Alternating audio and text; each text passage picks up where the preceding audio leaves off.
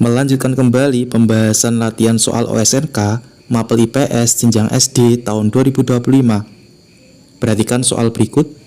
Salah satu manfaat membuat kesimpulan dalam penelitian adalah pembahasannya sebagai berikut. Manfaat membuat kesimpulan dalam penelitian yaitu diantaranya menilai kebenaran hipotesis yang diajukan, mengidentifikasi temuan utama penelitian, memberikan jawaban atas pertanyaan penelitian, dan menyimpulkan hasil penelitian dan implikasinya. Maka jawaban yang tepat untuk soal ini adalah D, untuk menilai kebenaran hipotesis yang diajukan. Soal berikutnya, salah satu ciri penelitian ilmiah adalah sistematis. Hal ini berarti bahwa pembahasannya sebagai berikut. Penelitian ilmiah yang sistematis berarti bahwa langkah-langkah penelitian dilakukan secara berurutan, terencana, dan terarah. Hal ini memungkinkan peneliti untuk mengumpulkan data yang akurat, menganalisisnya dengan tepat, dan membuat kesimpulan yang valid. Sistematis juga membantu meningkatkan reliabilitas dan validitas hasil penelitian. Maka jawaban yang tepat untuk soal ini adalah C. Langkah-langkah penelitian dilakukan secara berurutan dan terencana.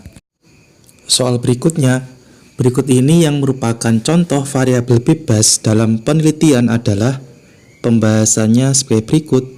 Variabel bebas adalah variabel yang mempengaruhi atau diubah untuk melihat efeknya pada variabel lain, yaitu variabel terikat.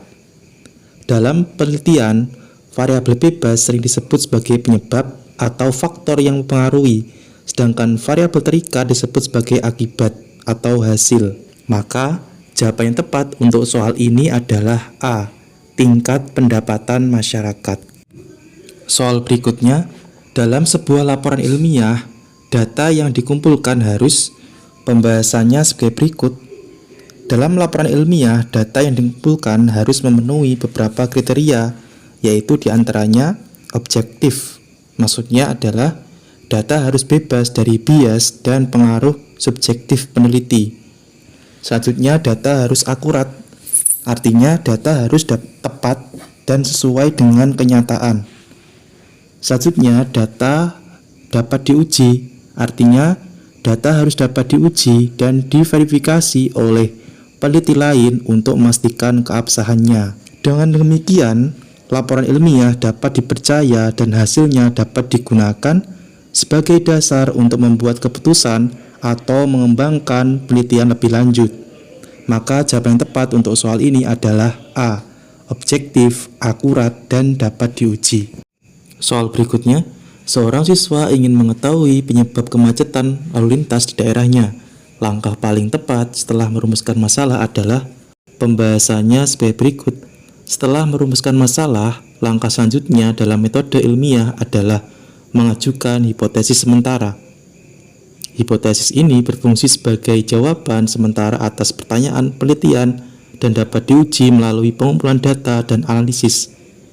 Hipotesis ini kemudian dapat diuji dan dibuktikan atau disangkal melalui penelitian lebih lanjut. Maka jawaban yang tepat untuk soal ini adalah B. Mengajukan hipotesis sementara. Soal berikutnya, dalam melakukan pengamatan gejala sosial di masyarakat, langkah pertama yang harus dilakukan adalah pembahasannya sebagai berikut. Tahapan-tahapan metode ilmiah yang harus dilakukan diantaranya yang pertama merumuskan masalah, yang kedua melakukan observasi dan pengumpulan data, yang ketiga merumuskan hipotesa, yang keempat melakukan eksperimen untuk menguji hipotesa, dan yang terakhir menarik hasil kesimpulan eksperimen. Maka jawaban yang tepat untuk soal ini adalah C. Merumuskan masalah yang akan diteliti. Sekian untuk pembahasan kali ini. Terima kasih, semoga bermanfaat.